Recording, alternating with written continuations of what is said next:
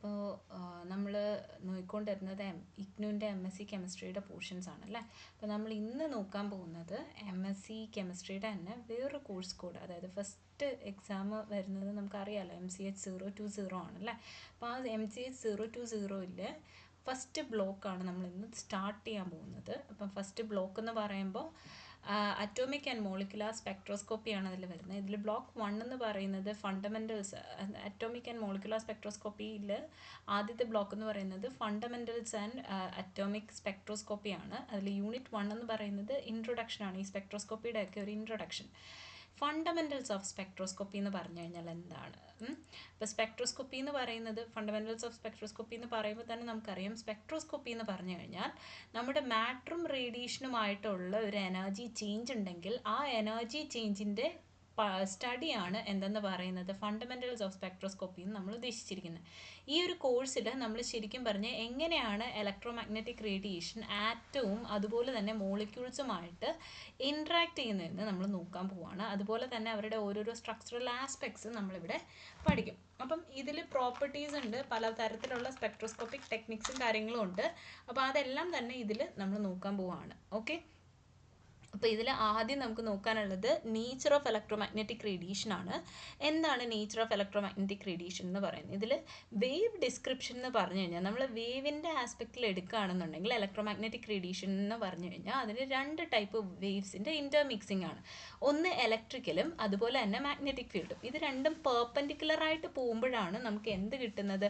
Electro magnetic radiation കിട്ടുന്നത്. ഇതിൻ്റെ direction of പ്രൊപ്പഗേഷനും ഇതുമായിട്ട് ബന്ധമുള്ള കേസാണ്. ഇനി ഇലക്ട്രോ മാഗ്നറ്റിക് ഫീൽഡ് അല്ലെങ്കിൽ ഇലക്ട്രിക് ഫീൽഡ് എന്ന് പറയുന്നത് ഇവിടെ E ആയിട്ടും മാഗ്നറ്റിക് ഫീൽഡ് H ആയിട്ടും നമ്മൾ എടുക്കുകയാണെന്നുണ്ടെങ്കിൽ അത് പോകുന്ന ഫ്രീക്വൻസി എന്ന് പറയുന്നത് സെയിം ഫ്രീക്വൻസി ആയിരിക്കും. ഏതിൻ്റെ? ലൈറ്റിൻ്റെ ഫ്രീക്വൻസി ആയിരിക്കും കേട്ടോ. ഇപ്പോൾ 3 × 10⁸ മീറ്റർ/സെക്കൻഡ് തന്നെയാണ് അതിൻ്റെ വെലോസിറ്റി എന്ന് പറയുന്നത്. അതിൽ E എന്ന് പറയുന്നത് ഇലക്ട്രിക് ഫീൽഡ് എന്ന് പറയുന്നത് A sin 2π µt - kx എന്നും H എന്ന് പറയുന്നത് A sin 2π µt - kx എന്ന് പറയും. ഇത് രണ്ടും ഏകദേശം ഒരേ വാല്യൂസ് തന്നെയാണ്, പക്ഷേ അതിൻ്റെ ഡയറക്ഷൻ ഓഫ് പ്രൊപ്പഗേഷൻ പെർപെൻഡിക്കുലർ ആയിട്ടാണ്. അതായത് ഇപ്പം നമ്മുടെ ഇലക്ട്രിക് ഫീൽഡ് ഇങ്ങനെയാണ് പോകുന്നതെങ്കിൽ മാഗ്നറ്റിക് ഫീൽഡ് എന്ന് പറയുന്നത് അതിൻ്റെ പെർപെൻഡിക്കുലർ ഡയറക്ഷനിൽ, ഈ ഒരു സൈഡ് ചെരിഞ്ഞ് പെർപെൻഡിക്കുലർ ആയിട്ടായിരിക്കും, ഇങ്ങനെയായിരിക്കും പോവുക. ഓക്കെ, ഇതാണ് വേവിൻ്റെ ഒരു രണ്ട് ക്യാരക്ടേഴ്സ് എന്ന് പറയുന്നത്. ഇനി പാർട്ടിക്കിൾ ഡിസ്ക്രിപ്ഷൻ വരുമ്പോൾ ക്വാണ്ടം മെക്കാനിക്സ് അനുസരിച്ചിട്ട് റേഡിയേഷന് രണ്ട് ഡിസ്ക്രീറ്റ് ആയിട്ടുള്ള പാക്കറ്റ്സ് ഓഫ് എനർജി ആയിട്ടാണ് കാണപ്പെടുന്നത്. ഒന്നെന്ന് പറയുന്നത് പാക്കറ്റ്സ് ഓഫ് എനർജീസ് ആയിട്ടാണ് കാണപ്പെടുന്നത്. അത് ക്വാണ്ടാസ് ആണ്, അല്ലെങ്കിൽ ഫോട്ടോൺസ് എന്ന് നമ്മൾ പറയും കേട്ടോ. ക്വാണ്ടാസ് എന്നോ ഫോട്ടോൺസ് എന്നോ പറയും. ഇതിൻ്റെ എനർജി എന്ന് പറയുന്നത് E = hν എന്നാണ് പറയുക. ഇതിൽ ന്യൂ എന്ന് പറയുന്നത് hc/λ, c/λ എന്നും പറയാറുണ്ട്.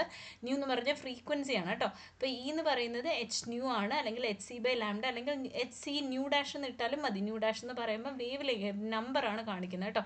H എന്ന് പറയുന്നത് പ്ലാങ്ക്സ് കോൺസ്റ്റൻ്റ് ആണ്. 6.626 × 10⁻34 J/s ആണ് പ്ലാങ്ക്സ് കോൺസ്റ്റൻ്റ് എന്ന് പറയുന്നത്. ഇതിൽ C എന്ന് പറയുന്നത് ലൈറ്റിൻ്റെ സ്പീഡ് ഓഫ് ലൈറ്റ് ആണ് C എന്ന് പറയുന്നത്. പിന്നെ ലാംഡ എന്ന് പറയുന്നത് അതിൻ്റെ വേവ് ലെങ്ത്തും കൂടിയാണ്. ഓക്കെ, ഇനി ν' എന്ന് പറയുന്നതാണ് ഇവിടെ. ഈ ν' കറക്റ്റായിട്ട് വന്നിട്ടില്ല. ν' എന്ന് പറയുന്നതാണ് ഇവിടുത്തെ വേവ് നമ്പർ എന്ന് പറയുന്നത്. ഓക്കെ അല്ലേ? ഇനി ക്യാരക്ടറിസ്റ്റിക്സ് ആണ് നമ്മൾ ഇനി അടുത്ത് പറയാൻ പോകുന്നത്. അതായത് ഓരോരോ കാര്യങ്ങൾ നമ്മൾ പാരാമീറ്റേഴ്സ് ആയിട്ട് നമ്മൾ എടുക്കുന്നുണ്ടല്ലോ, ആ പാരാമീറ്റേഴ്സാണ് നമ്മൾ ഇനി അടുത്ത് പറയാൻ പോകുന്നത്. അതിൽ ആദ്യത്തെ പാരാമീറ്ററാണ് വേവ് ലെങ്ത് എന്ന് പറയുന്നത്. നമുക്കറിയാം വേവ് ലെങ്ത് എന്ന് പറയുന്നത് നമ്മൾ കാണിക്കുന്നത് ലാംഡ വെച്ചിട്ടാണ് കേട്ടോ കാണിക്കുന്നത്. എന്ന് വെച്ച് കഴിഞ്ഞാൽ സക്സസീവ് ആയിട്ടുള്ള പീക്സ്, അത് ക്രസ്റ്റോ ട്രഫോ ആയിക്കോട്ടെ, അതായത് ഇപ്പം ഇങ്ങനെയാണ് വേവ് പോകുന്നതെന്നുണ്ടെങ്കിൽ സക്സസീവ് ആയിട്ടുള്ള രണ്ട് ക്രസ്റ്റ് തമ്മിൽ ഉള്ള ലെങ്ത്ത്, അല്ലെങ്കിൽ സക്സസീവ് ആയിട്ടുള്ള രണ്ട് ട്രഫ് തമ്മിലുള്ള ലെങ്ത്ത്, അതാണ് എന്തെന്ന് പറയുന്നത്? വേവ് ലെങ്ത് എന്ന് പറയുന്നത്. ഇനി ഇതിൽ ഫ്രീക്വൻസി ഉണ്ട്. ഫ്രീക്വൻസി എന്ന് പറഞ്ഞു കഴിഞ്ഞാൽ number of oscillations per second ആണ് ഫ്രീക്വൻസി എന്ന് പറയുന്നത്. ഇതിനെ ന്യൂ എന്നാണ് കാണിക്കുക. ഇതിപ്പോൾ കറക്റ്റായിട്ട് കിട്ടിയിട്ടില്ല, ന്യൂ ആണ് കേട്ടോ. ന്യൂ എന്നാണ് കാണിക്കുക. ന്യൂ = c/λ എന്നാണ് നമ്മൾ എഴുതുക കേട്ടോ. ന്യൂ = c/λ എന്നാണ് നമ്മൾ പൊതുവേ എഴുതുക. ഇതിൽ ലാംഡ എന്ന് പറഞ്ഞു കഴിഞ്ഞാൽ അതിൻ്റെ വേവ് ലെങ്ത് ആണ് കാണിക്കുക. ഓക്കെ, ഇതിൻ്റെ യൂണിറ്റ് എന്ന് പറഞ്ഞാൽ ഹെർട്സ് ആണ്. 10⁻⁻1 എന്നും പറയാറുണ്ട്. വേവ് നമ്പർ ഉണ്ട്. വേവ് നമ്പർ എന്ന് പറഞ്ഞാൽ ν' ആണ് കേട്ടോ. ν'-ൻ്റെ ഇക്വേഷൻ എന്ന് പറഞ്ഞു കഴിഞ്ഞാൽ ν' എന്ന് പറഞ്ഞു കഴിഞ്ഞാൽ 1/λ ആണ് കേട്ടോ. ν' എന്ന് പറഞ്ഞാൽ 1/λ ആണ്. ഇതിൽ വരുന്നത്. ഇനി ഇതിൻ്റെ യൂണിറ്റ് ഉണ്ട്, centimetre raise to -1, metre raise to -1 എന്നൊക്കെ ഇതിൻ്റെ യൂണിറ്റ് വരാം. ഇനി എനർജി ആണെന്നുണ്ടെങ്കിൽ h/ν എന്നും പറയാറുണ്ട്, അല്ലെങ്കിൽ hc/λ എന്നും പറയാറുണ്ട്. h/ν എന്നോ അല്ലെങ്കിൽ hc/λ എന്നോ പറയാറുണ്ട്. രണ്ടും ഒരേപോലത്തെ ഇക്വേഷനാണ്. നമ്മൾ സെയിം ഇക്വേഷൻ നേരത്തെ എഴുതിയിട്ടുമുണ്ട്. ഇതിൻ്റെ യൂണിറ്റ് എന്ന് പറയുന്നത് ജൂളാണ്. ഇനി ഇൻറ്റൻസിറ്റി ഓഫ് റേഡിയേഷൻ എന്ന് പറയുന്നതിന് വേറൊരു ഇക്വേഷൻ ഉണ്ട്. I = ½ ε0 × E0² ഇതാണ് എന്തെന്ന് പറയുന്നത് ഇൻറ്റൻസിറ്റി ഓഫ് റേഡിയേഷൻ്റെ ഇക്വേഷൻ എന്ന് പറയുന്നത്. അതായത് ചുരുക്കി പറഞ്ഞ ഇൻറ്റൻസിറ്റി ഓഫ് റേഡിയേഷൻ എന്ന് പറയുന്നത് ഇത് ഇത്രയും കോൺസ്റ്റൻ്റ് ആണ് കേട്ടോ. അതായത് ഇൻറ്റൻസിറ്റി ഓഫ് റേഡിയേഷൻ എന്ന് പറഞ്ഞാൽ ഇലക്ട്രിക് ഫീൽഡിൻ്റെ ആംപ്ലിറ്റ്യൂഡിൻ്റെ സ്ക്വയറിന് പ്രൊപ്പോർഷണലാണ് എന്നാണ് അർത്ഥം. ഓക്കെ, ഇനി അടുത്ത് നമുക്ക് പഠിക്കാനുള്ളത് ഇലക്ട്രോമാഗ്നറ്റിക് സ്പെക്ട്രമാണ്. ഗാമ റേസ് ഉണ്ട്. ഗാമ റേസ് ആണ് ഫസ്റ്റ് വരുന്നത്. അത് കഴിഞ്ഞിട്ട് എക്സ്-റേസ് വരും, പിന്നെ അൾട്രാ വയലറ്റ് റേസ്, പിന്നെ visible light, infrared, microwave, radio waves, ഇങ്ങനെയാണ് വരുന്നത്. ഇതിൽ ഏറ്റവും ലോവസ്റ്റ് എനർജി ഉള്ളത് റേഡിയോ വേവ്സ് ആണ്. ഏറ്റവും ഹയസ്റ്റ് എനർജി വരുന്നത് ഗാമ റേസ് ആണ്. പക്ഷേ ഹയസ്റ്റ് എനർജി വരുമ്പോൾ അതിനനുസരിച്ച് ഷോർട്ടസ്റ്റ് ആയിട്ടുള്ള വേവ് ലെങ്ത് ആയിരിക്കും ഗാമ റേസിന്. റേഡിയോ വേവ്സിനാണെങ്കിൽ ലോങ്ങസ്റ്റ് വേവ് ലെങ്ത് ആണ് ഉള്ളത്. ഇനി ഇൻഫ്രാറെഡ് എന്ന് പറഞ്ഞു കഴിഞ്ഞാൽ ഹീറ്റ് റേഡിയേഷനാണ്. നമ്മൾ പൊതുവേ ഇൻഫ്രാറെഡൊക്കെ യൂസ് ചെയ്യുന്നത് നമ്മുടെ നമ്മുടെ എർത്തിൽ നിന്നും തിരിച്ചു പോകുന്ന സൺലൈറ്റൊക്കെ ഇൻഫ്രാറെഡ് റേഡിയേഷൻസ് ആയിട്ടാണ് പോകുന്നതെന്ന് പറയാറുണ്ട്. കാരണം അത് കൂടുതൽ ലോങ് വേവ്സ് ആണ്, കൂടുതൽ ഹീറ്റ് പ്രൊഡ്യൂസ് ചെയ്യുന്ന വേവാണ്. അൾട്രാ വയലറ്റ് റേസ് എന്ന് പറയുന്നത് വിസിബിൾ ലൈറ്റിന് തൊട്ട് മുമ്പുള്ള റേസ് ആണ് അൾട്രാ വയലറ്റ് റേസ് എന്ന് പറയുന്നത്. പിന്നെ വിസിബിൾ ലൈറ്റ് 400 തൊട്ട് 700 നാനോമീറ്റർ വരെ വേവ് ലെങ്ത്തിൻ്റെ റേഞ്ചിൽ വരും. അത് നമ്മുടെ ഹ്യൂമൻ ഐയുടെ റേഞ്ചിൽ വരുന്ന ലൈറ്റാണ് വിസിബിൾ ലൈറ്റ് എന്ന് പറയുന്നത്. ഓക്കെ, ഇനി അടുത്ത് നമുക്ക് പഠിക്കാനുള്ളത് എനർജിയുടെ ഓരോരോ കാൽക്കുലേഷൻസ് ആണ്. ആദ്യം നമുക്ക് വയലറ്റ് ലൈറ്റിൻ്റെ എനർജിയുടെ കാൽക്കുലേഷൻ നമുക്ക് ജസ്റ്റ് ഒന്ന് നോക്കാം. ഒരു ഫോട്ടോണ് വയലറ്റ് ലൈറ്റിൽ നിൽക്കുകയാണ്, അതിൻ്റെ ലാംഡ 400 നാനോമീറ്റർ എന്ന് തന്നിട്ടുണ്ടെന്ന് വിചാരിച്ചു. എങ്കിൽ ഇതിൻ്റെ എനർജി കാൽക്കുലേറ്റ് ചെയ്യാനാണ് ക്വസ്റ്റ്യൻ വന്നിരിക്കുന്നത്. ക്വസ്റ്റ്യനിൽ E = hc/λ എന്നാണ് കൊടുത്തിരിക്കുന്നത്. അപ്പം E എന്ന് പറയുന്നത് എനർജി കണ്ടുപിടിക്കുന്നത് c/λ വെച്ച് നമുക്ക് ഡയറക്റ്റ് ആയിട്ട് ചെയ്യുന്നതാണ്. ഇവിടെ നാനോമീറ്ററിനെ നമ്മളതൊന്ന് മാറ്റി കൊടുക്കുക, 10⁻⁹ എന്നിട്ട് വേണം ചെയ്യാനായിട്ട്. അപ്പം നമുക്ക് ആൻസർ കൃത്യമായിട്ട് കിട്ടും. ഡയറക്റ്റ് ക്വസ്റ്റ്യൻ ആണ്, ഡയറക്റ്റ് ആയിട്ട് അപ്ലൈ ചെയ്താൽ മതി. ഇനി NMR ഫ്രീക്വൻസിയുടെ കേസും ഇവിടെ കൊടുത്തിട്ടുണ്ട്. ഇവിടെ ആണെന്നുണ്ടെങ്കിൽ നമുക്ക് തന്നിരിക്കുന്നത് മെഗാ ഹെഡ്സിലാണ് തന്നിരിക്കുന്നത്, ഇവിടെ ന്യൂ ആണ് തന്നിരിക്കുന്നത്. ഈ കണ്ടീഷനിൽ നമ്മൾ എനർജിയുടെ ഇക്വേഷൻ എഴുതുന്നത് E = h/ν ആണ് കേട്ടോ. h/ν എന്ന് പറഞ്ഞിട്ട് E = hν എന്ന് പറഞ്ഞിട്ടുള്ള ഇക്വേഷനിൽ അങ്ങ് ചെയ്യുകയാണ് ചെയ്യുന്നത് കേട്ടോ. അപ്പോൾ ഇതിൽ hν എന്ന് പറഞ്ഞ ഇക്വേഷനിൽ ചെയ്യുമ്പോൾ നമുക്ക് കൃത്യമായിട്ട് 6.626 × 10⁻34 ആയിട്ട് വരും. ഇതിനെ നമ്മൾ മൾട്ടിപ്ലൈ ചെയ്ത് വരുമ്പോൾ നമുക്ക് കറക്റ്റ് ആൻസർ കിട്ടും. ഓക്കെ, ഇനി അടുത്ത് വരുന്നത് quantisation of energy in matter ആണ്. അതായത് എനർജിയുടെ ക്വാണ്ടൈസേഷൻ എങ്ങനെയാണ് നടക്കുന്നത്, അല്ലെങ്കിൽ ക്വാണ്ടം നമ്പറിൻ്റെ ഇൻട്രൊഡക്ഷൻ എങ്ങനെയാണ് നോക്കൂ. അറ്റോമിക് എനർജി ലെവൽസ്, അതായത് ഓരോ ആറ്റത്തിലും ഉള്ള ഇലക്ട്രോൺസ് ഒക്കുപ്പൈ ചെയ്യുന്നത് കുറച്ച് ഡിസ്ക്രീറ്റ് ആയിട്ടുള്ള എനർജി ലെവൽസിലാണ്. ഇവരെ നമ്മൾ ക്വാണ്ടം നമ്പേഴ്സ് എന്ന് പറയുന്നു. ഈ ഒരു ക്വാണ്ടം നമ്പേഴ്സ് വെച്ചിട്ടാണ് നമ്മൾ ക്യാരക്ടറൈസ് ചെയ്തിരിക്കുന്നത്. അതായത് ഓരോ ലെവലിനെയും നമ്മൾ ഐഡൻറ്റിഫൈ ചെയ്യുന്നത് ഈ ഓരോ ക്വാണ്ടം നമ്പേഴ്സ് വെച്ചിട്ടാണ്. N, L, M, S എന്നിങ്ങനെയുള്ള 4 മേജർ ആയിട്ടുള്ള ക്വാണ്ടം നമ്പേഴ്സ് വെച്ചിട്ടാണ് നമ്മൾ ഇതിനെ ക്യാരക്ടറൈസ് ചെയ്യുന്നത്. ഇലക്ട്രോണിക് ട്രാൻസിഷൻ ഈ ലെവൽസിൻ്റെ ഇടയിൽ നടക്കുന്നത് എന്ത് ചെയ്യുന്നു, ഒരു ലൈൻ സ്പെക്ട്ര പ്രൊഡ്യൂസ് ചെയ്യുന്നുണ്ട്. ഓരോ എലമെൻറ്റിലും ഈ ലൈൻ സ്പെക്ട്ര പ്രൊഡ്യൂസ് ചെയ്യുന്നുണ്ട്. ഹൈഡ്രജൻ ആറ്റം എന്ന് പറയുന്നതായിരിക്കും കുറച്ചുകൂടി ഷാർപ്പായിട്ടുള്ള സ്പെസിഫിക് വേവ് ലെങ്ത്തിലുള്ള ഇലക്ട്രോണിക് ട്രാൻസിഷൻ തരികയും അതിനനുസരിച്ചുള്ള സ്പെക്ട്രം പ്രൊഡ്യൂസ് ചെയ്യാനായിട്ട് സഹായിക്കുകയും ചെയ്യുന്നത്. ഇനി മോളിക്കുലാർ എനർജി ലെവൽ ആണെന്നുണ്ടെങ്കിൽ കുറച്ചുകൂടി കോംപ്ലക്സ് ആണ് അറ്റോമിക് എനർജിയെക്കാളും. കാരണം അതിൽ 4 കോമ്പൗണ്ട്സ് ആണുള്ളത് മോളിക്കുലാർ എനർജി ലെവലിൽ വരുമ്പോൾ. കാരണം അതിലുള്ള ആറ്റംസിൻ്റെ ഇലക്ട്രോണിക് എനർജി വരുന്നുണ്ട്, പിന്നെ ആ ആറ്റംസിൻ്റെ വൈബ്രേഷൻ വരുന്നുണ്ട്, അപ്പോൾ അതിൻ്റെ വൈബ്രേഷണൽ എനർജി വരുന്നുണ്ട്, പിന്നെ ആറ്റംസ് എല്ലാം തന്നെ റൊട്ടേറ്റ് ചെയ്യുന്നുണ്ട്, ആറ്റത്തിനകത്തുള്ള ഇലക്ട്രോൺസ് എല്ലാം റൊട്ടേറ്റ് ചെയ്യുന്നുണ്ട്, അപ്പോൾ ആ റൊട്ടേഷണൽ എനർജി വരുന്നുണ്ട്, പിന്നെ ട്രാൻസ്ലേഷണൽ എനർജി. ഇങ്ങനെ 4 ടൈപ്പ് എനർജി കോമ്പൗണ്ട്സ് വരുന്നതാണ് മോളിക്കുലാർ എനർജി എന്ന് പറയുന്നത്. ഇതിൽ റൊട്ടേഷണൽ സ്പേസിംഗ് എന്ന് പറയുന്ന 100-നേക്കാളും താഴെ ആയിരിക്കും വാല്യൂ വരിക. വൈബ്രേഷണൽ സ്പേസിംഗ് വരുന്നത് 10K താഴെ ആയിരിക്കും, അല്ലെങ്കിൽ അപ്രോക്സിമേറ്റ്ലി 10K അടുപ്പിച്ചായിരിക്കും വരിക. ഇലക്ട്രോണിക് സ്പേസിംഗ് ആണെങ്കിൽ 100K അടുപ്പിച്ച്. എനർജി സെപ്പറേഷൻസ് എല്ലാം തന്നെ ജൂൾ പെർ മോളിലായിരിക്കും നമ്മൾ കാൽക്കുലേറ്റ് ചെയ്യുക. ഇനി റേഡിയേഷനും മാറ്ററും തമ്മിലുള്ള ഇൻട്രാക്ഷൻ. ഒരു എനർജി ചേഞ്ച് റേഡിയേഷനും മാറ്ററും തമ്മിൽ ഉണ്ടാവുന്നുണ്ടെങ്കിൽ മാത്രമേ നമുക്ക് അവിടെ എന്തുണ്ടാവുള്ളൂ, സ്പെക്ട്രം ഉണ്ടാവുകയുള്ളൂ. അത് ഉണ്ടാവണം നടക്കണമെങ്കിൽ ചെറിയ ചെറിയ കണ്ടീഷൻസ് മീറ്റ് ചെയ്യണം. ആദ്യത്തേത് അബ്സോർപ്ഷനാണ്. സിസ്റ്റം എന്ത് ചെയ്യണം? ഫോട്ടോണിൻ്റെ ഒരു എനർജി അബ്സോർബ് ചെയ്യണം. അതുപോലെ തന്നെ എന്ത് ചെയ്യണം? ഒരു ട്രാൻസിഷൻ ലോവർ എനർജിയിൽ നിന്നും ഹയർ എനർജിയിലോട്ട് പോകുമ്പം എന്ത് ചെയ്യണം? ഫോട്ടോൺ എനർജി അബ്സോർബ് ചെയ്താൽ മാത്രമേ ഇത് സംഭവിക്കുകയുള്ളൂ. അപ്പോൾ ഡെൽറ്റ ഇ എന്ന് പറയുന്നത് E2 - E1 എന്ന് പറയുന്നത് h nu ആണ് നമുക്ക് കിട്ടുന്ന ഇവിടുത്തെ ഇക്വേഷൻ എന്ന് പറയുന്നത്. എന്ന് വെച്ചാൽ ചുരുക്കി പറഞ്ഞ് നമ്മുടെ ലോവർ ലെവലിൽ നിന്നും ഹയർ ലെവലിലേക്ക് ഒരു ആറ്റം എന്താണ് എക്സൈറ്റ് ചെയ്യുമ്പോൾ അവിടെ എന്താ സംഭവിക്കുക എന്ന് പറഞ്ഞാൽ അത് അബ്സോർബ് ചെയ്തിട്ടായിരിക്കും മേലോട്ട് പോവുക. ഇനി സ്പോണ്ടേനിയസ് എമിഷൻ എന്ന് പറഞ്ഞു കഴിഞ്ഞാൽ ഈ അബ്സോർബ്ഡ് ലെവലിലേക്ക് നിൽക്കുന്ന സമയത്ത് ഈ ഇലക്ട്രോൺ എന്ത് ചെയ്യും? താഴേക്ക് വരുമ്പോൾ എന്ത് ചെയ്യുന്നു? എനർജി റിലീസ് ചെയ്യുന്നു. സ്പോണ്ടേനിയസ് ആയിട്ട് എനർജി റിലീസ് ചെയ്തും കൊണ്ടാണ് അവർ താഴേക്ക് വരിക, ലോവർ സ്റ്റേറ്റിലേക്ക് വരിക. അതിനെയാണ് സ്പോണ്ടേനിയസ് എമിഷൻ എന്ന് പറയുന്നത്. ഇനി സ്റ്റിമുലേറ്റഡ് എമിഷൻ ഉണ്ട്. സ്റ്റിമുലേറ്റഡ് എമിഷൻ എന്ന് പറഞ്ഞു കഴിഞ്ഞാൽ ഈ മേളിലോട്ട് പോയ ഫോട്ടോണ് തന്നെ എന്ത് ചെയ്യുന്നു? അത് എമിറ്റ് ചെയ്തതിന് ശേഷം എക്സൈറ്റഡ് സ്റ്റേറ്റിൽ എത്തിയതിന് ശേഷം എന്ത് ചെയ്യുന്നു? ഫോട്ടോൺസ് പ്രൊഡ്യൂസ് ചെയ്ത് താഴേക്ക് വീണ്ടും വരുന്നു. അതാണ് സ്റ്റിമുലേറ്റഡ് എമിഷൻ എന്ന് പറയുന്നത്. അതായത് ഇൻസിഡൻ്റ് ആയിട്ടുള്ള ഫോട്ടോൺ എന്ത് ചെയ്യുന്നു? എക്സൈറ്റഡ് സ്റ്റേറ്റിൽ എമിഷൻ ഫ്രം ദ എക്സൈറ്റഡ് സ്റ്റേറ്റിൽ നിന്നും എമിറ്റ് ചെയ്ത് എന്ത് ചെയ്യുന്നു? താഴേക്ക് വരുമ്പോൾ അത് 2 ഫോട്ടോണായിട്ട് പ്രൊഡ്യൂസ് ചെയ്തായിരിക്കും വരിക. ഇതിനെയാണ് നമ്മൾ സ്റ്റിമുലേറ്റഡ് എമിഷൻ എന്ന് പറയുന്നത്. എന്ന് വെച്ച് കഴിഞ്ഞാൽ കൂടുതലായിട്ട് എനർജി അവിടെ പ്രൊഡ്യൂസ് ചെയ്യപ്പെടുകയാണ് ചെയ്യുന്നത്. Next, pre requisite of spectroscopic interaction. അതായത് സ്പെക്ട്രോസ്കോപ്പിക് ഇൻട്രാക്ഷൻ നടക്കണം എന്നുണ്ടെങ്കിൽ കുറച്ച് കണ്ടീഷൻസ് സാറ്റിസ്ഫൈ ചെയ്യണം. അതായത് റേഡിയേഷൻ കൃത്യമായിട്ട് മാറ്റർ ആയിട്ട് ഇൻട്രാക്ട് ചെയ്യണം എന്നുണ്ടെങ്കിൽ അതുവഴി ഒബ്സർവബിൾ ആയിട്ടുള്ള ഒരു സ്പെക്ട്ര പ്രൊഡ്യൂസ് ചെയ്യണം എന്നുണ്ടെങ്കിൽ 2 എസെൻഷ്യൽ ആയിട്ടുള്ള കണ്ടീഷൻസ് നമ്മൾ സാറ്റിസ്ഫൈ ചെയ്തേ പറ്റൂ.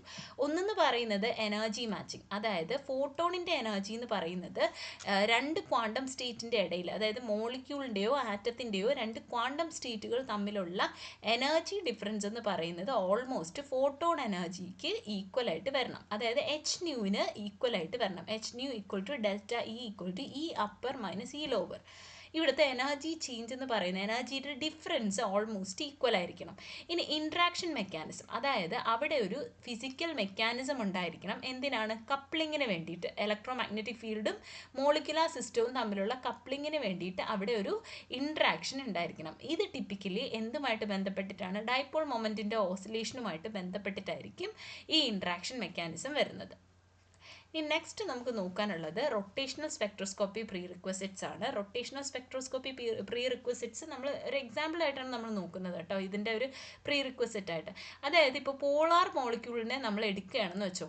പോളാർ മോളിക്യൂൾ എന്ത് ചെയ്യും? പോളാർ മോളിക്യൂളിന് എന്തായാലും എല്ലാ മോളിക്യൂൾസും എന്താണ്? റൊട്ടേറ്റ് ചെയ്യുന്നവരാണ്. അപ്പോൾ ഈ പോളാർ മോളിക്യൂളിനെന്ന് പറഞ്ഞു കഴിഞ്ഞാൽ ഒരു പെർമനൻ്റ് ആയിട്ടുള്ളൊരു ഡൈപോൾ ഉണ്ട്. ഓൾറെഡി നമ്മൾ പഠിച്ചിട്ടുള്ളതാണ് HCl-നൊക്കെ പോളാർ മോളിക്യൂൾ ആണെന്ന് നമ്മൾ പഠിച്ചിട്ടുണ്ട്. അപ്പോൾ അവർ റൊട്ടേറ്റ് ചെയ്യുന്ന സമയത്ത് അവരൊരു ഓസിലേറ്റിംഗ് ആയിട്ടുള്ള ഒരു ഡൈപോൾ മൊമെൻറ്റ് പ്രൊഡ്യൂസ് ചെയ്യുന്നുണ്ട്. അതെന്ത് ചെയ്യുന്നു? മൈക്രോവേവ് റേഡിയേഷനുമായിട്ട് ഇൻട്രാക്ട് ചെയ്യുന്നു. അതിൻ്റെ റിസൾട്ടായിട്ട് മൈക്രോവേവ് റേഡിയേഷൻ ഇവർ അബ്സോർബ് ചെയ്യുകയും അതുവഴി റൊട്ടേഷണൽ സ്പെക്ട്രം അവർ എക്സിബിറ്റ് ചെയ്യുകയും ചെയ്യുന്നു. ഇനി നോൺ പോളാർ മോളിക്യൂൾ ആയിട്ടുള്ള H2 എടുത്തോട്ടെ, അവിടെ 0 ആണ് ഡൈപോൾ മൊമെൻറ്റ് എന്ന് പറയുന്നത്. ഇവിടെ റൊട്ടേഷൻ എന്ത് ചെയ്യുന്നില്ല? ഡൈപോൾ മൊമെൻറ്റ് ഓസിലേറ്റിംഗ് ആയിട്ട് ജനറേറ്റ് ചെയ്യുന്നില്ല. അങ്ങനെ വരുമ്പോൾ മൈക്രോവേവ് റേഡിയേഷൻ അവർ അബ്സോർബും ചെയ്യുന്നില്ല, പ്യുവർ റൊട്ടേഷണൽ ട്രാൻസ്ലേഷൻ മാത്രമേ അവിടെ നടക്കുന്നുള്ളൂ. ക്ലിയർ ആയോ? അപ്പോൾ അവിടെ സ്പെക്ട്രം പ്രൊഡ്യൂസ് ചെയ്യുന്നില്ല. അപ്പോൾ ഇവിടെ എന്താണ്? കണ്ടീഷൻ സാറ്റിസ്ഫൈഡ് ആണ്, എന്നാൽ നോൺ പോളാറിൽ വരുമ്പോൾ കണ്ടീഷൻസ് സാറ്റിസ്ഫൈഡ് അല്ല. അപ്പം ചുരുക്കി പറഞ്ഞ റൊട്ടേഷണൽ സ്പെക്ട്രോസ്കോപ്പി എവിടെ മാത്രമേ കാണുന്നുള്ളൂ? പോളാർ മോളിക്യൂളിൽ മാത്രമേ കാണപ്പെടുന്നുള്ളൂ. ഇനി നമുക്ക് പഠിക്കാനുള്ളത് ടൈപ്പ് ഓഫ് സ്പെക്ട്രാസ് ആണ്. ഒന്ന് അറ്റോമിക് സ്പെക്ട്രയും പിന്നെ മോളിക്കുലാർ സ്പെക്ട്രയും. അറ്റോമിക് സ്പെക്ട്ര എന്ന് പറയുമ്പോൾ കുറച്ചുകൂടി ഷാർപ്പായിട്ടുള്ള വെൽ ഡിഫൈൻഡ് ആയിട്ടുള്ള അബ്സോർപ്ഷൻ അല്ലെങ്കിൽ എമിഷൻ ലൈൻസ് ആയിരിക്കും കിട്ടുക. ഇതിൽ അബ്സോർപ്ഷൻ എന്ന് പറയുമ്പോൾ എങ്ങനെയാണെന്ന്, എമിഷൻ എങ്ങനെയാണെന്ന് നമുക്കറിയാം. അബ്സോർപ്ഷൻ ആണെന്നുണ്ടെങ്കിൽ എന്താണ്? അബ്സോർപ്ഷൻ സ്പെക്ട്രയാണ് നമുക്ക് കൃത്യമായിട്ട് കിട്ടുന്ന സ്പെക്ട്രം എന്ന് പറയുന്നതെല്ലാം അബ്സോർപ്ഷൻ സ്പെക്ട്രയാണെന്ന് വെച്ച് കഴിഞ്ഞാൽ ബ്ലാക്ക് കളർ കോമ്പൗണ്ടിൽ വൈറ്റ് ലൈറ്റ്സ് വരുന്നത് പോലെ ആയിരിക്കും. എമിഷൻ സ്പെക്ട്രം എന്ന് പറയുന്നത് എന്താണ്? നമ്മുടെ എല്ലാം കൂടി ജോയിൻ ചെയ്തായിരിക്കും വരിക. അപ്പോൾ ഇതിൽ വരുന്നതിൽ ഓരോ ലൈൻസിനും ഒരു സ്പെസിഫിക് ആയിട്ടുള്ള ഇലക്ട്രോണിക് ട്രാൻസിഷൻ കറസ്പോണ്ടിങ് ആയിട്ട് ഉണ്ടായിരിക്കും. ഇതിൻ്റെ എക്സാമ്പിൾ എന്ന് പറയുന്നത് സോഡിയം വേപ്പറാണ്. സോഡിയം വേപ്പർ എന്ന് പറയുന്ന ഒരു ക്യാരക്ടറിസ്റ്റിക് ആയിട്ടുള്ള ഒരു യെല്ലോ ഡബ്ലറ്റ് 589 നാനോമീറ്ററിലും 589.6 നാനോമീറ്ററിലും കാണിക്കുന്നു. അത് എന്തുകൊണ്ടാണെന്ന് ചോദിച്ചു കഴിഞ്ഞാൽ 3s ഉള്ള ഇലക്ട്രോൺസ് 3p ട്രാൻസിഷൻ നടക്കുന്നതുകൊണ്ടാണ്. ഇനി അതേസമയം മോളിക്കുലർ ബാൻഡ് സ്പെക്ട്ര ആയിക്കോട്ടെ, മോളിക്യൂൾസ് എന്ത് ചെയ്യുന്നു, ബ്രോഡ് അബ്സോർപ്ഷൻ സ്പെക്ട്രാസ് ആണ് ഉണ്ടാക്കുന്നത്. എന്ന് വെച്ച് കഴിഞ്ഞാൽ ഒരു പെർട്ടിക്കുലർ ബാൻഡ് കംപ്ലീറ്റ് ആയിട്ട് അബ്സോർബ് ചെയ്ത് ആ അബ്സോർപ്ഷൻ ബാൻഡ്സ് ആണ് കാണിക്കുക. ഇത് എന്ത് കാരണമാണ്, സൈമിൾട്ടേനിയസ് ആയിട്ടുള്ള ഇലക്ട്രോണിക്കും വൈബ്രേഷണൽ റൊട്ടേഷണൽ ട്രാൻസ്ലേഷൻസും ഒക്കെ ഉണ്ടാവുന്നതുകൊണ്ടാണ്. ഈ ട്രാൻസ്ലേഷൻസ് ഒക്കെ തന്നെ അതിനകത്ത് നടക്കുന്നുണ്ട്, മോളിക്യൂൾസിനകത്ത് നടക്കുന്നുണ്ട്. അതുകൊണ്ടാണ് ഇത് സംഭവിക്കുന്നത്. ഇവിടെ ഓരോ ഇലക്ട്രോണിക് ട്രാൻസിഷനും അക്കമ്പനി ചെയ്യുന്നത് മൾട്ടിപ്പിൾ ആയിട്ടുള്ള വൈബ്രേഷനും റൊട്ടേഷണൽ ട്രാൻസിഷനും.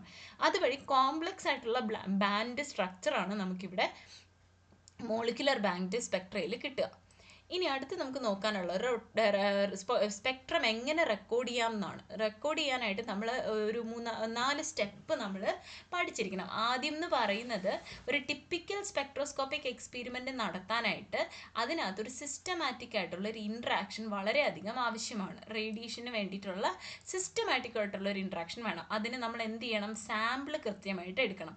അതുപോലെ തന്നെ ആ സാമ്പിൾ കൃത്യമായിട്ട് മെഷർ ചെയ്ത് വേണം വയ്ക്കാൻ. അതുപോലെ തന്നെ സിഗ്നൽസ് മെഷർ ചെയ്യാനുള്ള ഡിറ്റക്റ്റിംഗ് ആയിട്ടുള്ള ഡിവൈസും അത്രത്തോളം കീനും നന്നായിട്ട് ആക്യുറസി ഉള്ളതും ആയിരിക്കണം. ഓക്കെ, അപ്പോൾ അതിലെ ഫസ്റ്റ് സ്റ്റെപ്പ് എന്ന് പറയുന്നത് സാമ്പിൾ പ്രിപ്പറേഷനാണ്. നമ്മൾ സാമ്പിളിനെ എടുത്തിട്ട് ഒരു അപ്രോപ്രിയേറ്റ് ആയിട്ടുള്ള ഒരു കണ്ടെയ്നറിനകത്ത് വെക്കുക. കണ്ടെയ്നർ നമ്മൾ പൊതുവെ ക്യുവറ്റ് എന്നാണ് പറയുക, അല്ലെങ്കിൽ സെല്ലെന്നോ ട്യൂബെന്നോ എങ്ങനെ വേണേലും പറയാം. നമ്മൾ നോർമലി ക്യുവറ്റ് എന്നാണ് പറയുന്നത്. അപ്പോൾ ഈ ക്യുവറ്റിനകത്ത് സാമ്പിൾ എടുത്ത് നന്നായിട്ട് പ്രസ് ചെയ്ത് നന്നായിട്ട് സ്റ്റിക്ക് ചെയ്ത് നന്നായിട്ട് പ്രസ് ചെയ്ത് വെക്കുക. അതിൽ ഈ സാമ്പിൾ എന്ന് പറയുന്നതിന് വെറും സാമ്പിൾ അല്ല, സ്യൂട്ടബിൾ വേവ് ലെങ്ത്തിൽ വരുന്ന രീതിയിലുള്ള സാമ്പിൾ വേണം നമ്മൾ കളക്ട് ചെയ്ത് വെക്കാനായിട്ട്. ഇനി വേവ് ലെങ്ത് സ്കാനിങ്, ഇതിൽ കൂടെ നമ്മളൊരു മോണോക്രോമാറ്റിക് ആയിട്ടുള്ള റേഡിയേഷൻ നമ്മൾ പാസ് ചെയ്ത് കൊടുക്കും. ഈ മോണോക്രോമാറ്റിക് റേഡിയേഷനൊക്കെ എങ്ങനെയാണ് ഉണ്ടാക്കുന്നതെന്നുള്ളതൊക്കെ നമുക്ക് നന്നായിട്ട് അറിയാവുന്നതാണ്. അതൊരു ഡിവൈസ്, മോണോക്രോമാറ്റർ എന്ന് പറഞ്ഞിട്ടൊരു ഡിവൈസ് ഉണ്ട്. ആ മോണോക്രോമാറ്റർ എന്ന് പറയുന്ന ഡിവൈസിലൂടെ നമ്മൾ ഡൈക്രോമാറ്റിക് ആയിട്ടുള്ള ലൈറ്റ് ആയിരിക്കും നമുക്ക് പൊതുവേ കിട്ടുക. ആ ഡൈക്രോമാറ്റിക് ആയിട്ടുള്ള ലൈറ്റ് മോണോക്രോമാറ്ററിലൂടെ കടത്തി വിടുമ്പോഴാണ് നമുക്ക് ഈ പറയുന്ന മോണോക്രോമാറ്റിക് റേഡിയേഷൻ കിട്ടുന്നത്. ഈ മോണോക്രോമാറ്റിക് റേഡിയേഷൻ കിട്ടിയിട്ട് അതിനെ നമ്മൾ ഈ സാമ്പിൾ വഴി കടത്തി വിടുമ്പം വേവ് ലെങ്ത്തിൽ വേരിയേഷൻസ് ഉണ്ടാകും. സിസ്റ്റമാറ്റിക് ആയിട്ടുള്ള ഒരു റേഞ്ചിൽ വേവ് ലെങ്ത്തിൽ വേരിയേഷൻസ് ഉണ്ടാകും. ഇതിന് നമ്മൾ എന്ത് ചെയ്യുന്നു, ഇതിൻ്റെ ഇൻറ്റൻസിറ്റി, തിരിച്ചു വരുന്ന ലൈറ്റിൻ്റെ ഇൻറ്റൻസിറ്റി നമ്മൾ എന്ത് ചെയ്യുന്നു, ഡിറ്റക്റ്റ് ചെയ്ത് അതിനെ ട്രാൻസ്മിറ്റ് ചെയ്യുകയോ എമിറ്റ് ചെയ്യുന്ന റേഡിയേഷനെ ഡിറ്റക്റ്റ് ചെയ്യും നമ്മളൊരു അപ്രോപ്രിയേറ്റ് ആയിട്ടുള്ള ഡിറ്റക്ടർ വെച്ചിട്ട്. എന്നിട്ട് നമ്മൾ അത് വെച്ചിട്ട് ഒരു ഗ്രാഫ് പോലെ വരയ്ക്കും. അബ്സോർപ്ഷൻ, എമിഷൻ, ഇൻറ്റൻസിറ്റി വെച്ചിട്ട് വേവ് ലെങ്ത്തും ഫ്രീക്വൻസിൻ്റെയും ഒരു ഗ്രാഫ് നമ്മൾ വരയ്ക്കും. അതായത് എക്സ് ആക്സിസിൽ അബ്സോർപ്ഷനും അല്ലെങ്കിൽ എമിഷൻ ഇൻറ്റൻസിറ്റിയും, വൈ ആക്സിസിൽ നമ്മൾ ലാംഡ അല്ലെങ്കിൽ വേവ് ലെങ്ത്തും കൂടി അല്ലെങ്കിൽ ഫ്രീക്വൻസി കൊടുക്കും. ലാംഡ ഓർ ന്യൂ ഫ്രീക്വൻസി, ഇതിലേതെങ്കിലും ഒന്ന് കൊടുത്തും കൊണ്ട് നമ്മളൊരു ഗ്രാഫ് പ്ലോട്ട് ചെയ്യും. ഈ ഗ്രാഫിൻ്റെ അപ്സ് ആൻഡ് ഡൗൺസ് വെച്ചിട്ടാണ് നമ്മൾ ഓരോരോ കോമ്പൗണ്ട്സ് തിരിച്ചറിയുന്നത്. ഓക്കെ, അപ്പോൾ ഇങ്ങനെയാണ് നമ്മൾ സ്പെക്ട്രം റെക്കോർഡ് ചെയ്യുന്നത്. ഇനി സ്പെക്ട്രൽ ബാൻഡ്സിൻ്റെ ക്യാരക്ടറിസ്റ്റിക്സ് എന്തൊക്കെയാണ്? ഓരോ സ്പെക്ട്രൽ ബാൻഡ്സിനും അതിൻ്റേതായിട്ടുള്ള 3 ഫണ്ടമെൻ്റൽ പാരാമീറ്റേഴ്സ് ഉണ്ട്. ഈ 3 ഫണ്ടമെൻ്റൽ പാരാമീറ്റേഴ്സ് വഴി നമുക്കൊരു മോളിക്കുലർ സിസ്റ്റം കംപ്ലീറ്റ് ആയിട്ട് മനസ്സിലാക്കാനായിട്ട് സാധിക്കും. ഒന്നെന്ന് പറയുന്നത് പൊസിഷനാണ്, ലാംഡ മാക്സ് എന്ന് പറയും.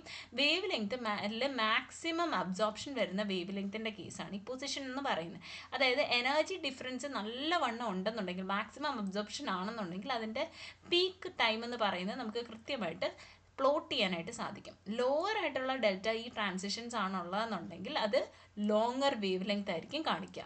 മാക്സിമം അബ്സോർപ്ഷനും എനർജി ഡിഫറൻസസും ഉണ്ടെന്നുണ്ടെങ്കിൽ അതിനനുസരിച്ചുള്ള പീക്കായിരിക്കും കാണിക്കുക. ഇതുവഴി നമുക്ക് പൊസിഷൻ വഴി ഓരോയിടത്തും എവിടെയൊക്കെ പൊസിഷൻസിലാണ്, ഏതൊക്കെ പൊസിഷൻസിലാണ് പീക്ക് വരുന്നതെന്ന് നോക്കിയിട്ട് നമുക്കത് ഐഡൻറ്റിഫൈ ചെയ്യാനായിട്ട് സാധിക്കും. രണ്ടാമത്തെ കേസ് എന്ന് പറയുന്നത് ഇൻറ്റൻസിറ്റിയാണ്. ഇൻറ്റൻസിറ്റി എന്ന് പറയുമ്പം അബ്സോർപ്ഷൻ്റെ മാഗ്നിറ്റ്യൂഡും എല്ലാം തന്നെ നമ്മൾ ഡിറ്റർമൈൻ ചെയ്യുന്നത് ഒരു പോപ്പുലേഷൻ, ഇനിഷ്യൽ സ്റ്റേറ്റിൻ്റെ പോപ്പുലേഷൻ വെച്ചിട്ടും അതുപോലെ ട്രാൻസിഷൻ പ്രോബബിലിറ്റി വെച്ചിട്ടും അതുപോലെ സാമ്പിൾ കോൺസെൻട്രേഷൻ്റെയോ പാത്ത് ലെങ്ത്തിൻ്റെയോ പോപ്പുലേഷൻ വെച്ചിട്ടോ ഒക്കെ ആയിരിക്കും. ഇനി ബാൻഡ് വിഡ്ത്ത് എന്ന് പറഞ്ഞു കഴിഞ്ഞാൽ HWHM ആണ്. ഇത് ഒരു ക്വസ്റ്റ്യൻ ആയിട്ട് നമ്മുടെ ടെക്സ്റ്റിലുണ്ട്. അപ്പോൾ എന്താന്ന് പറഞ്ഞു കഴിഞ്ഞാൽ half width at half maximum എന്ന് പറയും. Band width, half width at half maximum എന്ന് പറഞ്ഞു കഴിഞ്ഞാൽ നാച്ചുറൽ ആയിട്ടുള്ള ലൈൻ ബ്രോഡനിങ്ങിനെ റിഫ്ലക്റ്റ് ചെയ്യുന്ന, കൊളിഷനിൽ നിന്നും റിഫ്ലക്റ്റ് ചെയ്യുന്ന അല്ലെങ്കിൽ ഡോപ്ലർ എഫക്റ്റിനെയൊക്കെ കാണിക്കുന്ന ഒരു സാധനമാണ് ബാൻഡ് വിഡ്ത്ത് എന്ന് പറയുന്നത്. എന്ന് വെച്ച് കഴിഞ്ഞാൽ ഡോപ്ലർ എഫക്റ്റ് നമ്മുടെ ഈ ഒരു ആറ്റത്തിലെ കേസിൽ, നമ്മുടെ സ്പെക്ട്രൽ ബാൻഡിൻ്റെ കേസിലും ഉണ്ടാവാറുണ്ട്. അതായത് ഒബ്സർവറിൻ്റെ അടുത്ത് നിന്നും ദൂരേക്ക് പോകും തോറും അതിൻ്റെ ആ ഒരു ഇൻറ്റൻസിറ്റി എന്ത് ചെയ്യുന്നു, കുറഞ്ഞു വരുന്നു. സോഴ്സിന് അടുത്തോട്ട് വരുമ്പം ബാൻഡ് വിഡ്ത്ത് കൂടി വരുന്നു. ആ ഒരു ഫിനോമിനനെയാണ് നമ്മൾ ബാൻഡ് വിഡ്ത്ത് എന്ന് പറഞ്ഞ് ഇവിടെ പറയുന്നത്, half width at half maximum എന്ന് പറയുന്നത്. ഇനി സ്പെക്ട്രൽ ഇൻറ്റൻസിറ്റിയെ അഫക്റ്റ് ചെയ്യുന്ന കുറച്ച് കാര്യങ്ങളാണ്. ആദ്യത്തേത് പോപ്പുലേഷൻ ഡിസ്ട്രിബ്യൂഷൻ. നമ്മുടെ തേർമൽ ഇക്വിലിബ്രിയത്തിലായിരിക്കും, ബോൾട്സ്മാൻ ആണ് ഇത് കൊണ്ടുവന്നത്, തേർമൽ ഇക്വിലിബ്രിയത്തിലായിരിക്കുമ്പം എനർജി ലെവലിൻ്റെ പോപ്പുലേഷനെയാണ് നമ്മൾ ബോൾട്സ്മാൻ ഡിസ്ട്രിബ്യൂഷൻ വഴി നമ്മൾ ഇതുവഴി കണ്ടുപിടിക്കുന്നത്. ഇക്വേഷൻ പഠിച്ചു വെച്ചുകൊള്ളുക, NI/NO ആണ് അല്ല എന്ന് പറയുന്നത്. എന്തിന് ആ റേഷ്യോ എന്തിന് തുല്യമായിരിക്കും? E=E⁻∆E/kTക്ക് തുല്യമായിരിക്കും.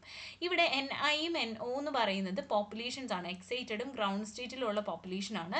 ΔE എന്ന് പറയുന്നത് എനർജി ഡിഫറൻസിനെയാണ് കാണിക്കുന്നത്. KB എന്ന് പറഞ്ഞ ബോൾട്സ്മാൻ കോൺസ്റ്റന്റ് ആണ്. 1.38 × 10⁻23 ആണ് ബോൾട്സ്മാൻ കോൺസ്റ്റന്റിന്റെ വാല്യൂ. മാക്സിമം കാണാതെ പഠിക്കാനായിട്ട് ശ്രമിക്കുക, കാരണം ബോൾട്സ്മാൻ കോൺസ്റ്റന്റ് ക്വസ്റ്റ്യൻ പേപ്പറിൽ തരാൻ ചാൻസ് കുറവാണ്. ഇനി T എന്ന് പറയുന്നത് അബ്സല്യൂട്ട് ടെമ്പറേച്ചർ ആണ്. ഓക്കെ, ഇനി ഇതിൻ്റെ എക്സാമ്പിൾ ഞാൻ ഈ ടെക്സ്റ്റുവൽ എക്സാമ്പിൾ തന്നെ കറക്റ്റായിട്ട് കൊടുത്തിട്ടുണ്ട്.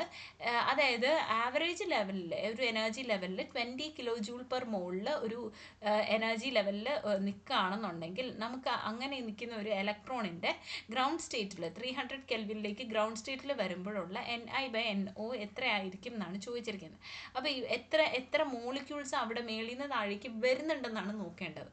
അപ്പോൾ അങ്ങനെ നോക്കാനായിട്ടാണെന്നുണ്ടെങ്കിൽ ഇതുവഴി കാൽക്കുലേറ്റ് ചെയ്യുമ്പോൾ നമുക്ക് അപ്രോക്സിമേറ്റ്ലി ഒരു നമ്പർ കിട്ടും. ഇതിനെ നമ്മൾ എന്ത് ചെയ്യുക, ഒറിജിനൽ ആയിട്ടുള്ളത് നിന്നും നമ്മൾ ഡിവൈഡ് ചെയ്ത് കണ്ടുപിടിക്കുകയാണ് ചെയ്യുന്നത്. അതായത് 100,000 ഗ്രൗണ്ട് സ്റ്റേറ്റിൽ ഇതിനെ നമുക്ക് ഒരു എന്താണ് ഫ്രാക്ഷനായിട്ട് എഴുതുമ്പോൾ നമുക്ക് എങ്ങനെ കിട്ടുക, 32 / 10,000 എന്നായിരിക്കുമല്ലോ കിട്ടുക.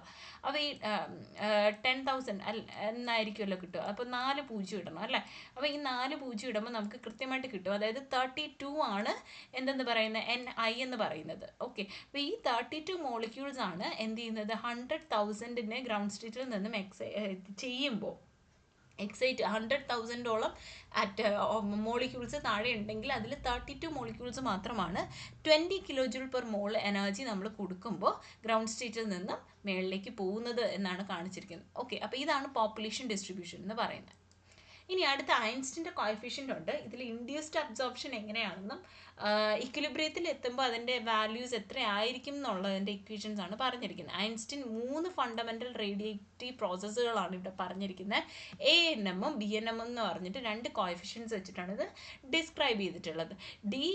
എന്താണ് ഇൻഡ്യൂസ്ഡ് അബ്സോർപ്ഷൻ്റെ സ്പേസിലാണെന്നുണ്ടെങ്കിൽ നമ്മുടെ നമ്പർ ഓഫ് മോളിക്യൂൾസ് എക്സൈറ്റ് ചെയ്യുകയോ അബ്സോർബോ ചെയ്തതിൻ്റെ എണ്ണം എന്ന് പറയുന്നത് NM/BMN ρ ν' എന്നായിരിക്കും. ഇതിൻ്റെ ഇക്വിലിബ്രിയം ഫേസിലേക്ക് വരുമ്പോൾ ഇതായിരിക്കും അതിൻ്റെ ഇക്വേഷനായിട്ട് മാറുക എന്ന് പറയുന്നത്. ഇനി സ്പോണ്ടേനിയസ് എമിഷൻ ആണെന്നുണ്ടെങ്കിൽ ഇത് വീണ്ടും മാറും, മൈനസ് ആയിട്ട് മാറും. -NN/ANM എന്ന് വരും. ഇവിടെ ആണെന്നുണ്ടെങ്കിൽ BNM എന്നും വരും. ഇവിടെ ഇത് എന്താണ് ANM-ഉം BNM-ഉം എന്ന് നിങ്ങൾക്ക് ഡൗട്ട് വരാം. ഇത് എനർജി ലെവലിലേക്ക് മാറുന്നതിൻ്റെ കേസാണ് കേട്ടോ. ഇത് ഗ്രൗണ്ട് സ്റ്റേറ്റും ഇത് എക്സൈറ്റഡ് സ്റ്റേറ്റിലുമാണ്. MN, അതായത് ഈ ഒരു റീജിയണിൽ നിന്നും മേളിലോട്ട് പോകുന്നതിൻ്റെ റീജിയണിലേക്ക് പോകുന്നതിൻ്റെ കേസാണ് ഇവിടെ പറയുന്നത്. ഓക്കെ, അപ്പോൾ ഇവിടെ ഐൻസ്റ്റീൻ ഡിസ്ക്രൈബ് ചെയ്ത ഫണ്ടമെൻ്റൽ റേഡിയേറ്റീവ് പ്രോസസ്സിൽ 2 കോഎഫിഷ്യൻസ് ആണ് പറഞ്ഞിരിക്കുന്നത്, എയും ബിയും കോഎഫിഷ്യൻസ് ആണ്. അപ്പോൾ ഇതിൻ്റെ ഡിസ്റ്റൻസും ഇതിൻ്റെ ഡിസ്റ്റൻസിൻ്റെ വ്യത്യാസവും അനുസരിച്ചാണ് നമ്മൾ ANM-ഉം BNM-ഉം എന്ന് പറഞ്ഞിരിക്കുന്നത്. അതായത് ഇവിടെ നിന്ന് അങ്ങോട്ട് പോകുന്നതും ഇവിടെ നിന്ന് ഇങ്ങോട്ട് പോകുന്നതുമായിട്ടുള്ള ഡിഫറൻസ്. ഇതിൽ സ്പോണ്ടേനിയസ് എമിഷൻ്റെ കേസിൽ വരുമ്പം dNN/dt എന്ന് പറയുന്നത് -NN/ANM-ന് തുല്യമായിരിക്കും. ഇത് നോർമലി നമ്മൾ പഠിക്കുന്നത് പോലെ തന്നെ ഒന്ന് ജസ്റ്റ് ഒന്ന് ബൈ ഹാർട്ട് ചെയ്ത് വെക്കുക. ഓക്കെ, ഇനി BNM ആണെന്നുണ്ടെങ്കിൽ 8π³ / 4πε0 3h² എന്നായിരിക്കും വരിക. ഇത് നമ്മൾ എന്ത് ചെയ്യാന്ന് പറഞ്ഞു കഴിഞ്ഞാൽ, ഇത് ശരിക്കും പറഞ്ഞു കഴിഞ്ഞാൽ ഇതിനെ വലിയൊരു പ്രൂഫായിട്ടാണ് നമ്മുടെ ടെക്സ്റ്റിൽ കൊടുത്തിട്ടുള്ളത്. അതിൽ നിന്ന് ഞാൻ ഒന്ന് എക്സ്ട്രാക്ട് ചെയ്ത് അതിൻ്റെ ലാസ്റ്റ് ഇക്വേഷൻസ് മാത്രമേ കൊടുത്തിട്ടുള്ളൂ. കുറച്ചുകൂടി ഡീറ്റെയിൽ ആയിട്ട് പഠിക്കണം എന്നുണ്ടെങ്കിൽ നിങ്ങൾ ആ ടെക്സ്റ്റ് ബുക്കും കൂടി ഒന്ന് റെഫർ ചെയ്യാനായിട്ട് ശ്രമിക്കുക.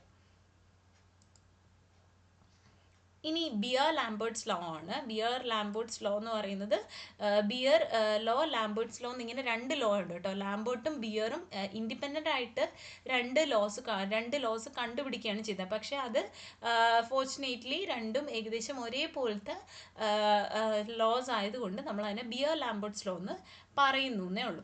ഇതിൽ ഫണ്ടമെൻ്റൽ റിലേഷൻഷിപ്പ് അബ്സോർപ്ഷൻ സ്പെക്ട്രോസ്കോപ്പിയുമായിട്ട് ചേർന്നിട്ടുള്ള ഫണ്ടമെൻ്റൽ റിലേഷൻഷിപ്പാണ് ബിയർ ലാംബേർട്സ് ലോ പറയുന്നത്. ഇത് ശരിക്കും പറഞ്ഞാൽ ലാംബേർട്സ് ലോ ആയിട്ട് ഒന്ന് മിക്സ് ചെയ്യാണ് ചെയ്യുന്നത്. ലാംബേർട്സ് ലോയും ബിയേഴ്സ് ലോയും കൂടി മിക്സ് ചെയ്യാണ് ചെയ്യുന്നത്. ലാംബേർട്സ് ലോ പറയുന്നതെന്ന് പറഞ്ഞു കഴിഞ്ഞാൽ പാത്ത് ലെങ്ത്തിൻ്റെ ഡിപ്പെൻഡൻസ് ആണ് പറയുന്നത്. ബിയർ ലോ പറയുന്നതെന്ന് പറഞ്ഞു കഴിഞ്ഞാൽ കോൺസെൻട്രേഷൻ്റെ ഡിപ്പെൻഡൻസ് ആണ്. അപ്പോൾ ഇത് രണ്ടും കൂടി ചേർത്തപ്പോൾ നമുക്ക് എന്ത് കിട്ടി? ബിയർ ലാംബേർട്സ് ലോ കിട്ടി. ഇതിൽ ലോഗ് P0/P എന്ന് പറയുന്നത് എക്ക് തുല്യമാണ്. അബ്സോർപ്ഷൻ്റെ കോഎഫിഷ്യൻ്റ് ആണ് കേട്ടോ. അബ്സോർപ്റ്റിവിറ്റിയാണ് എ എന്ന് പറയുന്നത്.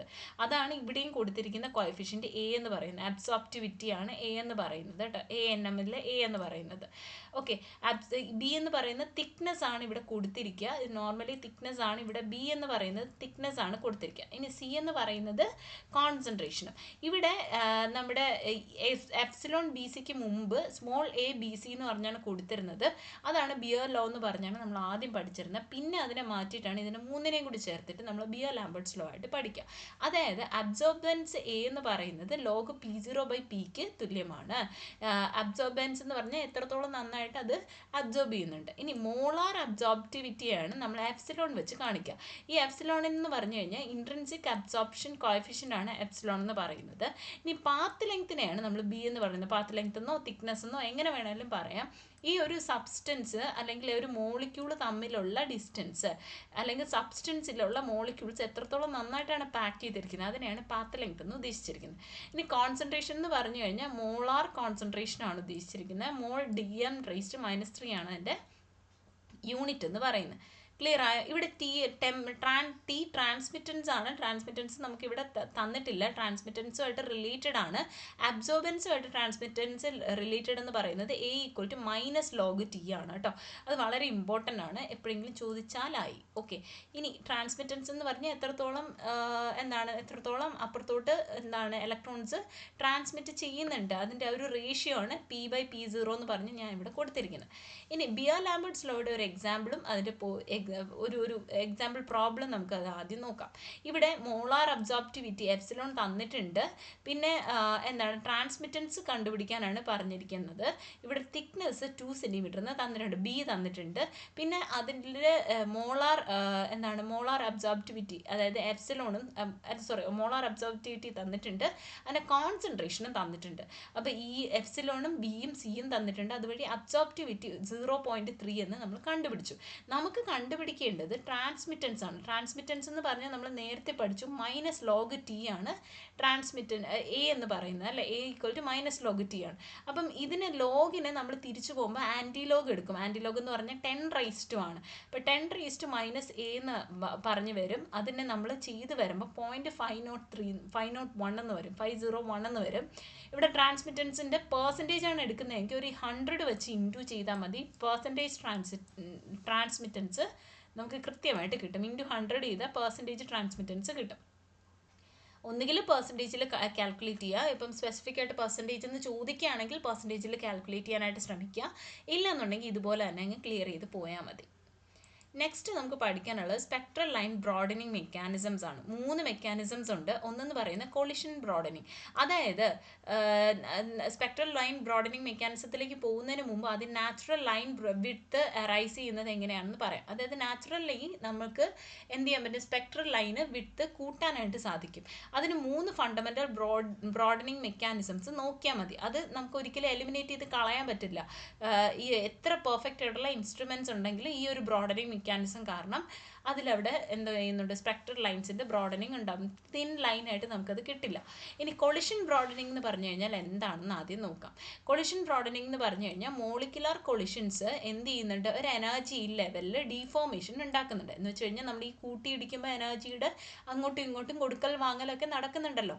അപ്പോൾ അങ്ങനെ നടക്കുന്ന സമയത്ത് അവിടെ എന്ത് സംഭവിക്കും? ബ്രോഡനിങ് ഉണ്ടാകും കേട്ടോ. അപ്പോൾ അത് ലിക്വിഡിലാണ് ഏറ്റവും കൂടുതലായിട്ട് കാണുക ഗ്യാസിനെക്കാളും. അതുകൊണ്ട് തന്നെ ഇതിനെ നമ്മൾ പ്രഷർ ബ്രോഡനിങ് എന്നും പറയാറുണ്ട് കേട്ടോ.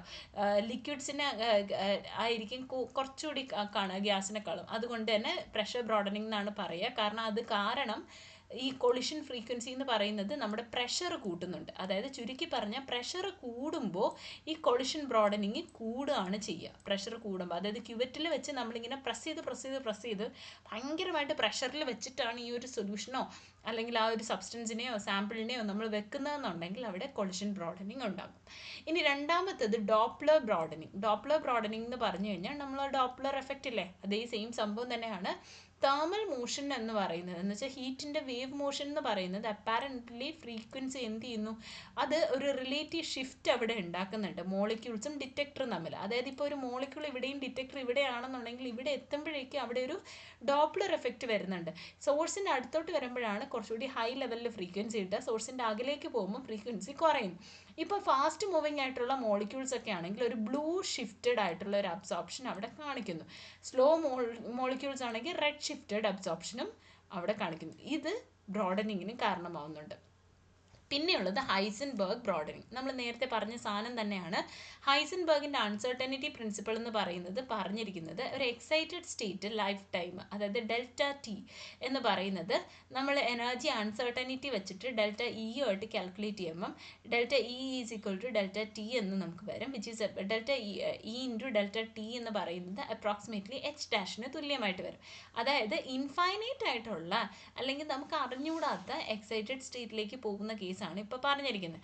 ഇപ്പോൾ ഇത് ഫൈനൈറ്റ് ആയിട്ടുള്ള ലൈഫ് ടൈമിലാണെന്നുണ്ടെങ്കിൽ അത് എന്ത് ചെയ്യുന്നു, ഒരു ഇൻഹെറൻറ്റ് എനർജി ലെവൽ ബ്രോഡനിങ്ങിന് കാരണമാകുന്നു. അതുവഴി എന്ത് ചെയ്യുന്നു, നാച്ചുറൽ ലൈൻ വിഡ്ത്ത് കൂടാനുള്ള കാരണവും ഉണ്ടാകുന്നു. അപ്പോൾ ഈ 3 കാര്യങ്ങളാണ് ലൈൻ ബ്രോഡനിങ്ങിന് കാരണമാവുന്നത്. അത് നമുക്ക് ഒരിക്കലും ഒരു പെർഫെക്റ്റ് ആയിട്ടുള്ള ഇൻസ്ട്രുമെൻറ്റ്സ് വെച്ചിട്ടായാലും നമുക്കതിനെ ഒഴിവാക്കാനായിട്ട് സാധിക്കില്ല. ഇനി ഫോറിയർ ട്രാൻസ്ഫോം സ്പെക്ട്രോസ്കോപ്പി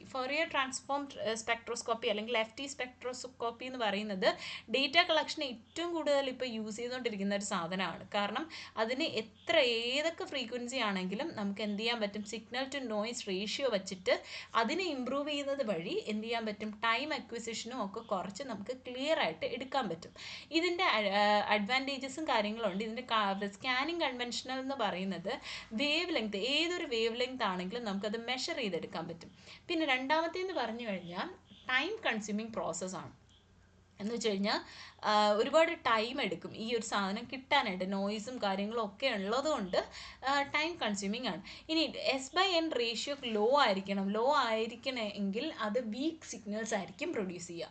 അപ്പം മൾട്ടിപ്പിൾ സ്കാൻസ് ഒക്കെ നമുക്ക് വേണ്ടി വരും. S/N ഇമ്പ്രൂവ് ചെയ്യുമ്പോൾ മൾട്ടിപ്പിൾ സ്കാൻസും വേണ്ടി വരുമെങ്കിലേ നമുക്ക് കറക്റ്റ് ആയിട്ടുള്ള ആക്യുറസിയിൽ ആൻസർ കിട്ടുള്ളൂ.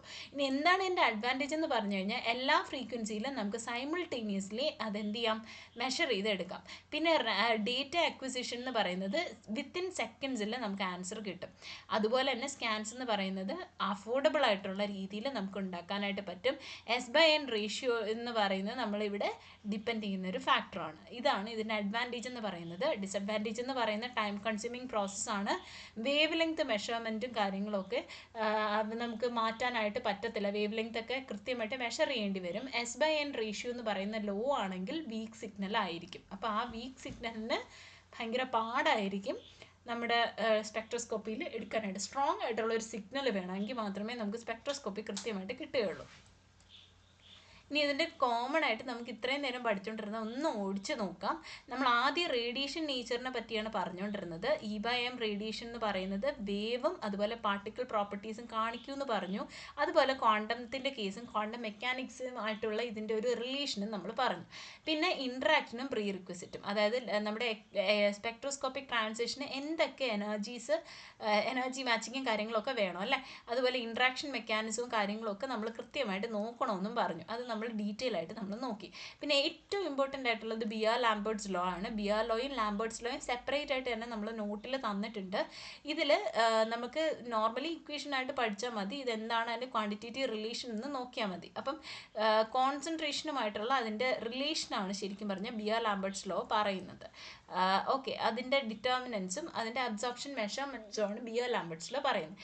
ഇനി ക്വാണ്ടൈസ്ഡ് ആയിട്ടുള്ള എനർജിയുടെ ആയിട്ടുള്ള റിലേഷനാണ് അടുത്ത് നമ്മൾ നമ്മൾ നോക്കിയത്. ക്വാണ്ടൈസ്ഡ് ആയിട്ടുള്ള എനർജിയുടെ റിലേഷൻ എന്ന് പറയുമ്പോൾ എനർജിയുടെ ഇലക്ട്രോണിക് ലെവൽസിൻ്റെ കേസും കാര്യങ്ങളും നമ്മൾ നോക്കി. പിന്നെ അതിൻ്റെ ഇലക്ട്രോണിക്കും വൈബ്രേഷനിലും റൊട്ടേഷണൽ ലെവൽസിനെയും പറ്റി കൂടുതൽ ഡീറ്റെയിൽ ആയിട്ട് നമ്മൾ പഠിച്ചായിരുന്നു. ഇനി സ്പെക്ട്രൽ ക്യാരക്ടറിസ്റ്റിക്സിനെ പറ്റിയിട്ട് നമ്മൾ നോക്കിയായിരുന്നു. Lambda maximum, intensity, population, transition, probability, അതുപോലെ കോൺസെൻട്രേഷൻ, ഇതിനൊക്കെ പറ്റി നമ്മൾ കൃത്യമായിട്ട് ഡീറ്റെയിലിംഗ് ആയിട്ട് ഒരു സ്റ്റഡി നടത്തിയായിരുന്നു. പിന്നെ നമ്മുടെ ഇപ്പോഴത്തെ മോഡേൺ ടെക്നിക്കായിട്ടുള്ള FT സ്പെക്ട്രോസ്കോപ്പിയെ പറ്റിയിട്ട് കുറച്ചുകൂടി ഡീറ്റെയിൽ ആയിട്ട് നമ്മൾ നോക്കി. അപ്പോൾ ഇത്രയും കാര്യങ്ങളാണ് നമ്മൾ ഈ ഒരു ചാപ്റ്ററിൽ നമ്മൾ പഠിച്ചത്. അപ്പോൾ ഇത്രയേ ഉള്ളൂ. ഇത്രയും മനസ്സിലായെന്ന് വിശ്വസിക്കുന്നു. പിന്നെ എൻ്റെ വീഡിയോ ഇഷ്ടപ്പെട്ടെങ്കിൽ ലൈക്ക് ചെയ്യുക, മാക്സിമം ഷെയർ ചെയ്യാനായിട്ട് നോക്കുക. പിന്നെ വീണ്ടും ഇതുപോലെയുള്ള ഒരുപാട് ക്ലാസ്സുകൾ കാണാനായിട്ട് സബ്സ്ക്രൈബ് ചെയ്യുക. ബെൽ ബട്ടൺ ക്ലിക്ക് ചെയ്ത് കഴിഞ്ഞാൽ നമുക്ക് കൂടുതൽ ഡീറ്റെയിൽസ് കിട്ടും. Okay, thank you.